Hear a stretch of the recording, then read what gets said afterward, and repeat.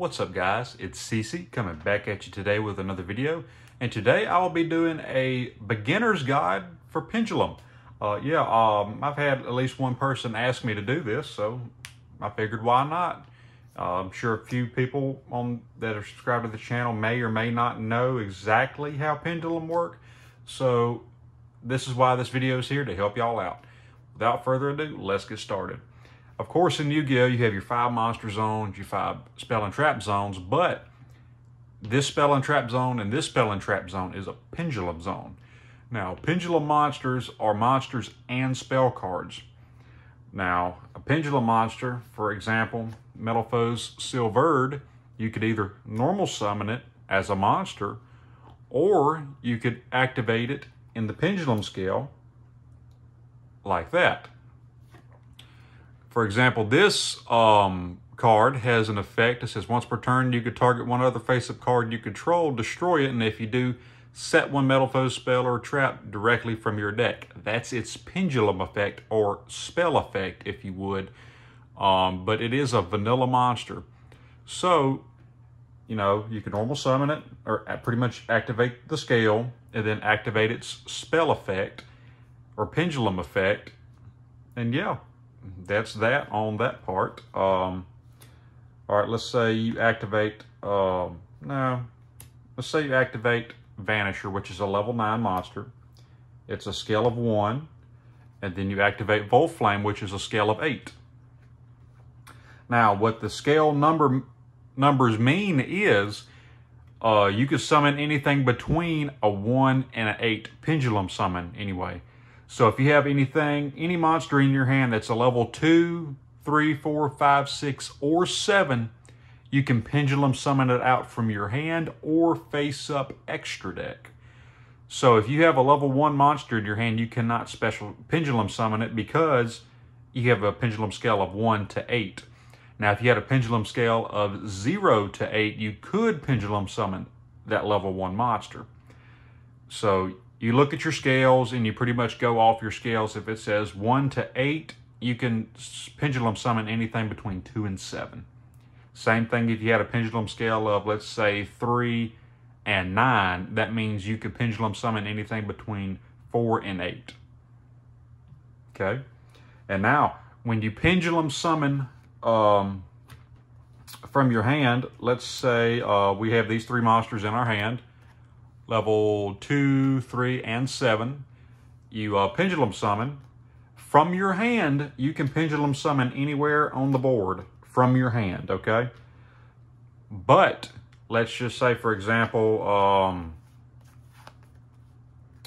these 2 are in your face-up extra deck, and this is in your hand, and you pendulum summon. Well, you pendulum summon from your hand anywhere in these 5 zones, and then you get to pendulum summon 1 from your face-up extra deck to an extra monster zone, either one. Now you might ask, well, why can't I do the other one?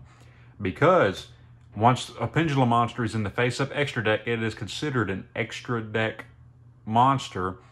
And with the master rule, in order to pendulum summon from the face-up extra deck, you have to pendulum summon in the extra monster zone unless you have a link monster. So let's redo that with a link monster. We're going to go with Doolittle Chimera, which has arrows of bottom left and bottom right, these 2 little red things right here. And let's put them right here, okay? So his pointers point to here and here. Now let's pendulum summon again from your hand, of course, anywhere on the field. Now, since you have a link monster on the field pointing here and here, you can pendulum summon here and here. So that's why link monsters are very important in pendulum decks, because it gives you extra zones to pendulum summon. Okay. Let's leave it like that. Now, if a pendulum monster was to leave the field by battle or card effect, whatever, it goes to the face-up extra deck. Always, always, always, always. But let's say,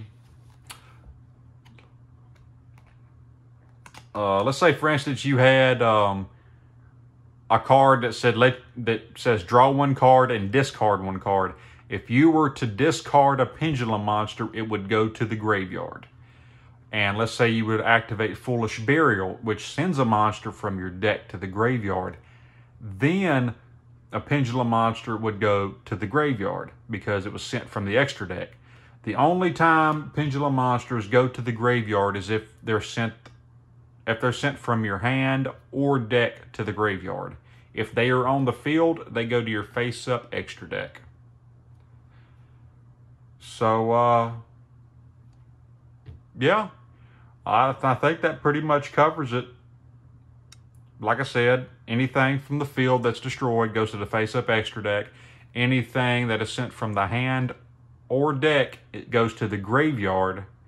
And then in order to Pendulum summon more than just the extra monster zone, you have to have a link monster. Otherwise, you just have one Pendulum zone for your face-up extra deck. Now, from your hand, like I said, you can go from your hand right here all day long, anywhere you want to.